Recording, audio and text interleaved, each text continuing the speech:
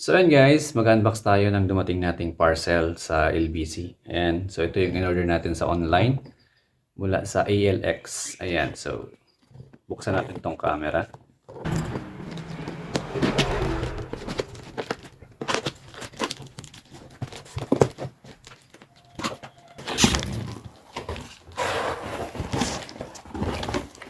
So ayan na guys, nabuksan na natin. Ito yung bumungad sa atin agad.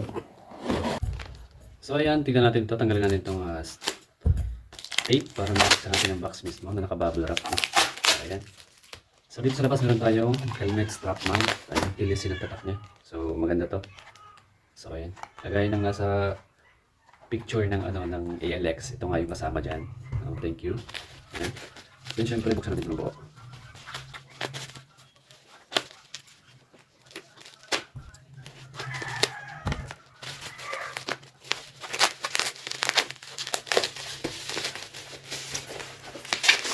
So ayan, ito na guys. Grabe. Makikita nyo, ito na siya. Ayan o. So buksan natin kung ano man nasa loob para makita natin. Ayan. Mga accessories. Unahin natin itong accessories niya. Ayan. So sobrang dami. Ayan. Wow, dami. Dami accessories. Accessories. Ang galing. So legit, mga ALX, no? Hopefully maganda yung yung camera natin and tumagal siya. Ayan. So dito meron tayong strap, no? Kasama yan. Ayan. Then syempre meron din mga ito black pang lock, no?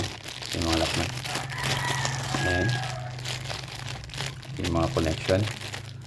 Ito yung cable sa pag-charge ng ating battery. Dun sa pag-transfer ng files. Ito naman yung kinoconnect sa ating helmet. Ayan. Then ito naman yung battery. Ayan. So ito rin yung charger. Ayan. So ang dami accessories niya. Ang galing.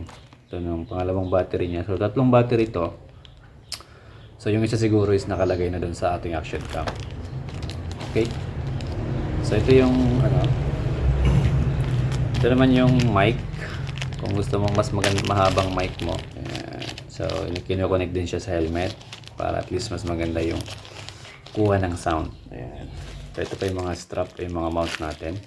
Ayan. Dami. Mga lock. Ayan. So, kompleto naman. So, hopefully kompleto siya. Then, ito yung ating pinaka-action cam.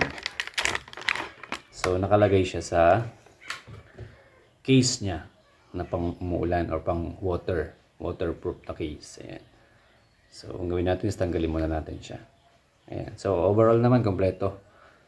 And ang ating package, no? So, thank you so much sa ALX and I hope na tumagal itong ating unit din. Maganda talaga yung klase or magandang quality niya, no? So, thank you so much guys. Nabuksan na natin ang ating package. Then, syempre, nakaka-excite gamitin. Then, next time is i-flex ko naman sa inyo kung paano gamitin ang OSEC and gaano katagal siya ginagawa. Kung paano